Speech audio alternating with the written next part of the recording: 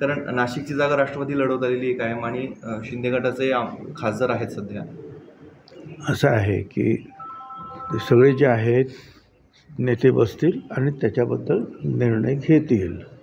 याचं कारण असं आहे की एक तर जवळजवळ ह्या संपूर्ण नाशिक जिल्ह्यामध्ये आपण पाहिले आमदारसुद्धा जे आहेत जास्तीत जास्त सगळे आमदार आता हे राष्ट्रवादी काँग्रेस पक्षाचे आहेत आणि ते सगळे पवारसाहेबांबरोबर न राहता अजितदादांबरोबर आलेले आहेत. त्यामुळे तीसुद्धा शक्ती जी आहे ही मोजली जाईल आणि त्याच्यावर चर्चा होईल. परंतु जे काय होईल ते गुण्यागोविंदाने जे आहे होईल आणि एकत्रित सगळ्या निवडणुका लढवल्या जातील. आणि राम मंदिराचं एकत्रित भांडवल केलं जात आहे असा आरोप होतोय, आपण कसं बघताय? नाही, ते कार्यक्रम आहे तो वेगळा आहे. खरं म्हणजे तरुणांसाठीचा तो कार्यक्रम आहे, युवा मोर्चा, आणि त्याला जवळजवळ 1 लाख युवक हजर राहणार आहेत. आता त्यानिमित्ताने ते येणारच आहेत, तर मग तिथे ते मंदिरात वगैरे जाणं किंवा गोदावरीवर जाऊन पूजा करणं हा त्याला जोडूनच त्याने तो कार्यक्रम घेतलेला आहे. कार्यक्रम खास त्याच्यासाठी ते आले असं ना, ते आले ते युवा मोर्चासाठी, पण आल्यानंतर कोणी मनुष्य नाशिकला काही कामासाठी आल्यानंतर बहुधा तो या मंदिरांमध्ये जातो किंवा गोदावरीचं दर्शन वगैरे घेत असतो. आणि आता परत राम जन्मभूमीचं ते अयोध्यामध्ये आता उद्घाटन पण होत आहे.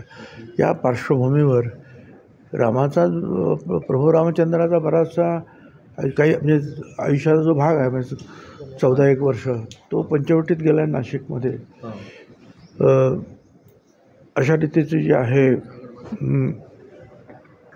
माहिती आहे किंवा लिखाण आहे किंवा सगळ्यांची श्रद्धा आहे, तर त्यामुळे त्या कार्यक्रमाला जोडून त्यांनी तिथे दर्शन घेणं आणि खास थोडा वेळ काढणं हे योग्य आहे असं मला वाटतं. आणि धुळे या 2 लोकसभेपैकी कुठे दावा आपल्याकडनं केला जाण्यासाठी ते आता ह्या सगळ्या गोष्टी ज्या आहेत ह्या मीडियामध्ये चर्चा करण्यासारख्या नाही आहेत.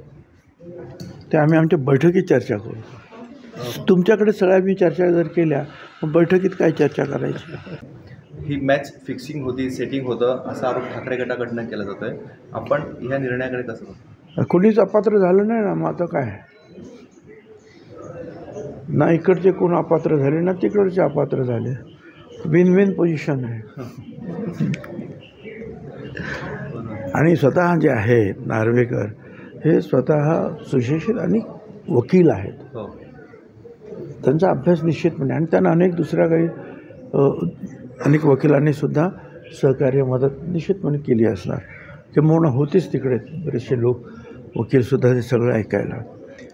त्याच्यामुळे फार मोठा जवळजवळ 1.5 तासाहून जास्त त्यांचं त्या निकालाचं वाचन चालू होतं.